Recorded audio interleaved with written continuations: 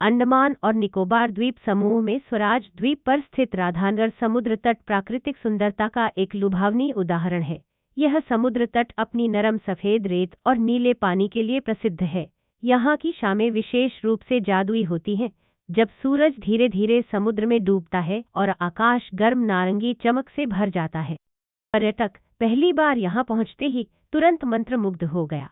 अगले दिन एक स्थानीय मछुआरा अपनी नाव के साथ निकला और तट पर लौटते समय उसने एक ऐसी शांति महसूस की जिसे उसने पहले कभी नहीं जाना था। कहीं और एक नवविवाहित जोड़ा तट पर हाथ पकड़कर चल रहा था, जैसे कि उनके लिए समय रुक गया हो।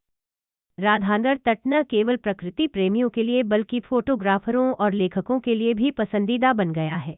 कुछ दिनों में आसमान बादलों से ढक जाता है और लहरें गर्जना करती हैं। समुद्र तट एक अलग रूप ले लेता है। अन्य दिनों में धूप में रेत सोने की तरह चमकती है। यह जगह सभी के लिए कुछ खास पेश करती है। राधानगढ़ तट केवल एक समुद्र तट नहीं है, यह एक ऐसा अनुभव है जो हर आगंतुक के दिल में बस जाता है। राधानगढ़ समुद्र तट, जिसे एशिया के सबसे खूबसूरत समुद्र तटों में से एक माना जाता है, अंडमान और निकोबार द्वीप समूह में हैवलॉक द्वीप, जिसे अब स्वराज द्वीप के रूप में जाना जाता है, पर स्थित है। यहाँ पहुँचने के लिए आपको पहले पोर्ट ब्लेयर के लिए उड़ान भरनी होगी।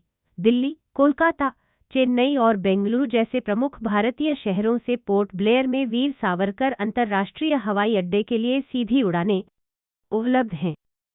ब्लेयर पहुंचने के बाद आपको हैवलॉक द्वीप के लिए नौका या क्रूज लेने की आवश्यकता है। इस यात्रा में लगभग 1.5 से 2.5 घंटे लगते हैं। इस मार्ग के लिए मकरूज, ग्रीन ओशन और नॉटिका जैसी निजी और सरकारी नौका सेवाएं उपलब्ध हैं। हैवलॉक द्वीप पर पहुंचने के बाद आप राधानगढ़ समुद्र तट तक पहुंचने के लिए टैक्सी, ऑटो रिक्शा या साइकिल किराए पर ले सकते हैं, जो जेट्टी से लगभग 10-12 किलोमीटर की दूरी पर स्थित है। इस ड्राइव में लगभग 20-30 मिनट लगते हैं।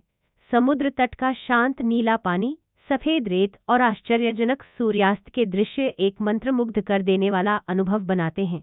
यह वास्तव में प्रकृति प्रेमियों और फोटोग्राफरों के लिए एक स्वर्ग है।